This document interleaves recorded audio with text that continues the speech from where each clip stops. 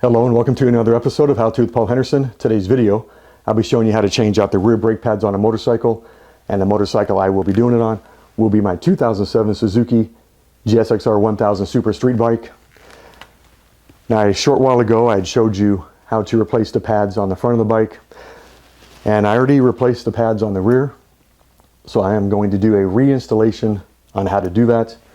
The brake pads I will be using will be the Galfer semi-metallic part number FD359 G1054.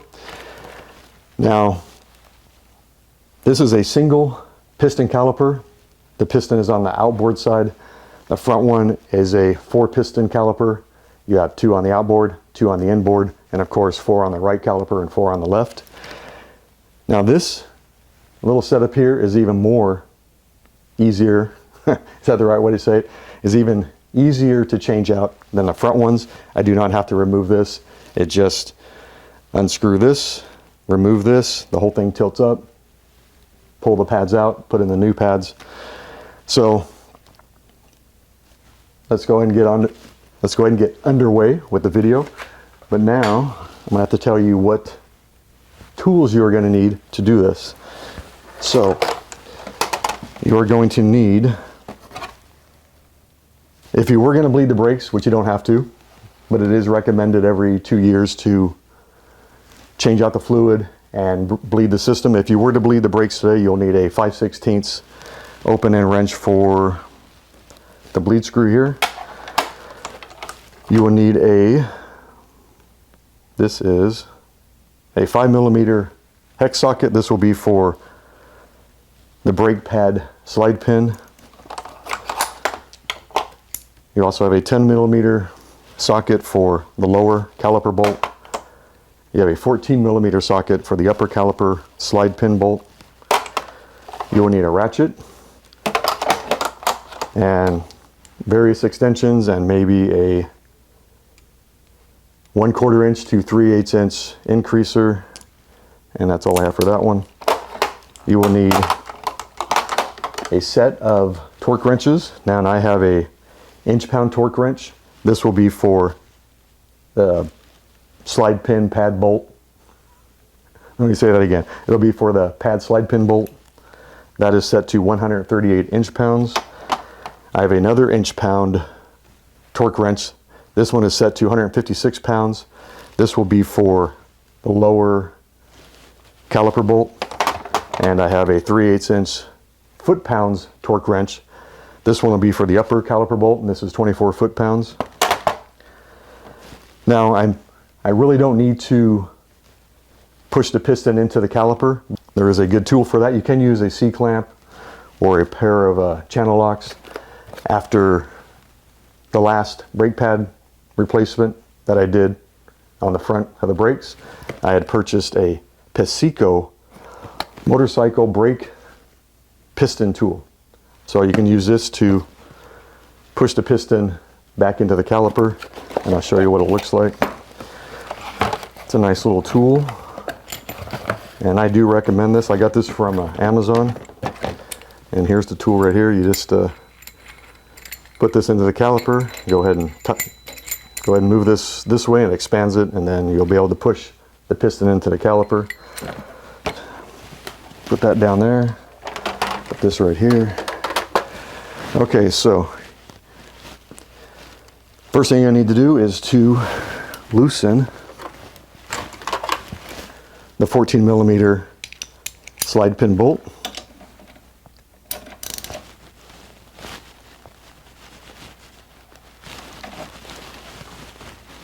There we go. And now you'll need to remove the bottom caliper bolt.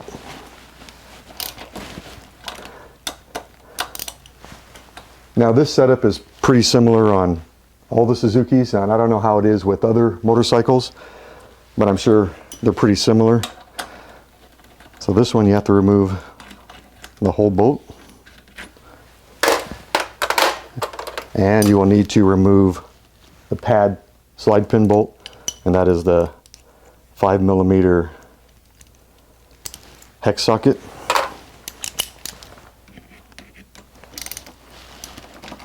And make sure the hex socket goes all the way in, otherwise you can strip the hex socket or bend it.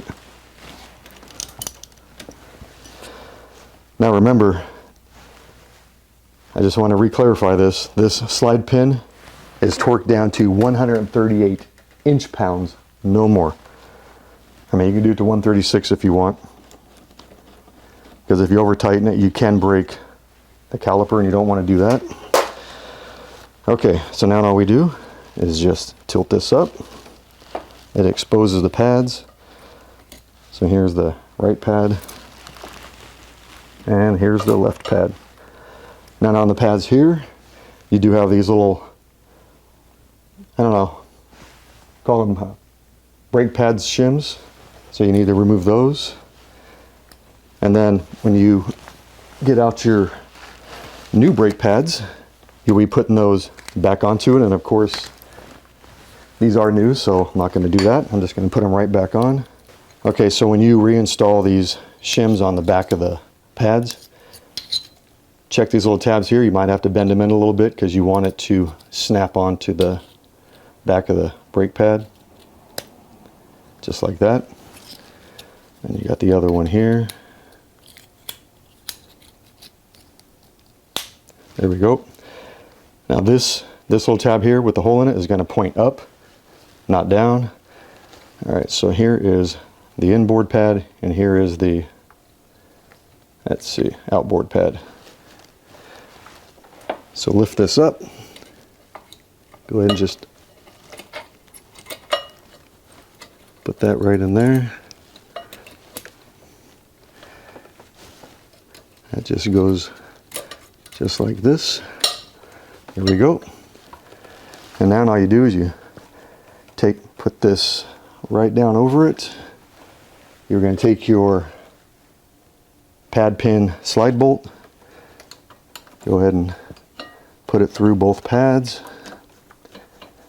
You can just hand tighten it with your finger. Take your lower mounting bolt, put it right there. Okay, we'll just do it hand tight for now.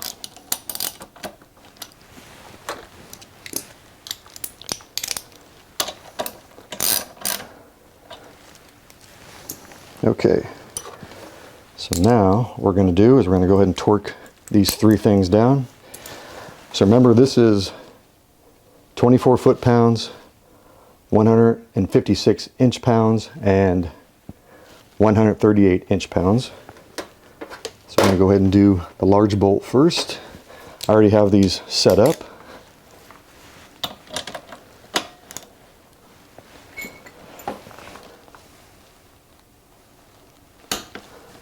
There's that one.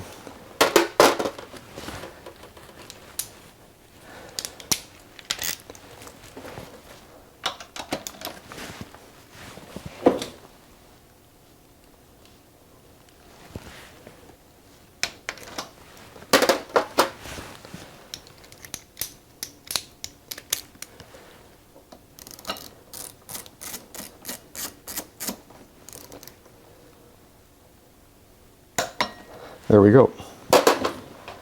So as you can see, that was much simpler than the front. I'm going to need to push down on the brake lever.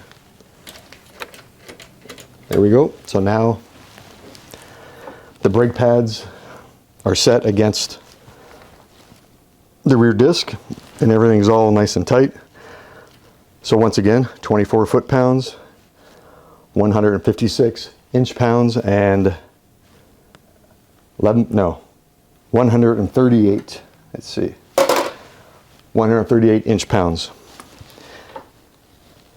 Now your bike may be similar, just be sure to get the proper specs for those bolts for your bike. Just kind of remember, if it's a big bolt, it's going to be a torque down a little bit more, smaller bolt less, and a really small bolt really less. I like to replace them at the same time. Whenever I replace the back ones, I'll go ahead and throw in new front ones, because you don't want to mess up these discs. They're pretty expensive. I did buy new ones for the front and the rear, where actually they're not new. I got them used on eBay. They are the stock OEM discs. I did replace the back one because the pads that were on here, they were pretty much non-existent, so they did mess up the rear disc. So I got this, put it on, and I bought some slightly used ones for the front. I paid about $100 for those, and I can't remember what the back one was, 50 bucks. I think it was well worth it, because to buy new ones for the front, they're very expensive. I think when I looked at it on the motorcycle shops, and the ones for Suzuki were outrageous, but I think the front ones and for the back one, they would have cost probably maybe 600 bucks for all of them. So that's out of the question. And plus, I'd rather stick with the OEM. Well, that's it, folks. That is how you change out the pads on a rear brake on a motorcycle. And of course, this was my 2007 Suzuki. So this year she turned 18 years old. I have over 73,000 miles. I never laid this bike down. I take that back. I fell down a few times. No, I didn't fall down. I tipped over in the driveway. I forgot to put the kickstand down, fell over, laid it down as soft as I could. I did that twice. So good thing I have frame sliders, and that that kept it from getting any damage. Well, that's it, folks. If you like this video, tap the like button. Tap the subscribe button. It really helps out my channel. And the bell icon, and you get notifications as new videos come out. If you want to make a small donation to my channel, tap the super thanks button underneath this video. Anything I get goes right back into my channel, so I can buy stuff to do to my bike, to my truck. Let's see, what else is there? There are no bloopers. I got this in one take each. I will see you in the next video. Have a great day, and may your brakes stay healthy and not give out on you when you're driving, because that would not be good. Anyway, that's it. See you later, and hope you enjoy the video. Bye.